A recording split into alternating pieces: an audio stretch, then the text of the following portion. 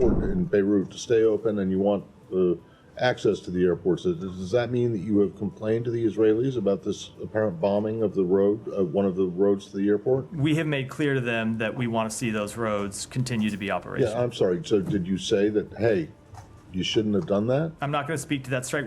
But we may have made clear to them, even just going back before that specific strike, we have made clear that we want to see those roads to the airport open so American citizens and others can get out. And how effective do you think that was? So we have seen 900. I mean, I just saw pictures of the road in flames. And we saw around 150 American citizens able to get to the airport today and able to leave, but and we have other flights that are planned. Look, it is an ongoing situation, but we want to see the roads open. Last thing, and I'll stop. In response to, I think it was Hibba's question about UNIFIL. So what is it that you want UNIFIL to do? Nothing? Just stand there and watch? So we want to ultimately see UNIFIL fulfill its security role.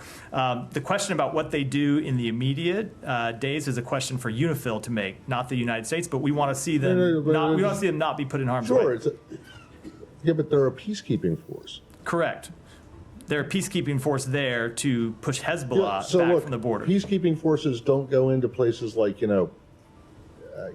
don't go into resort communities and expect there to be nothing except for beach and cocktails. We don't want to see them attacked by Israel. We don't want to see them return fire by Israel. We do not want to see any kind of conflict. But if they're not preventing anything from happening, I mean, I guess, do you want them to keep the peace, or do you want them just to sit there and watch? Ultimately, we want to see their role as one that prevents Hezbollah from occupying the space in southern Lebanon that Hezbollah has continued to occupy for years, and from where they have launched attacks against Israel. That's what they were put in there to do, right? And that's the role that we want to see them play. What's happening right now is Israel is conducting operations to push Hezbollah back. Yeah. We hope those operations are successful, So and if they do push them back, we want UNIFIL and the LAF to fill that security vacuum. So you don't see UNIFIL as having any role in terms of Israelis going into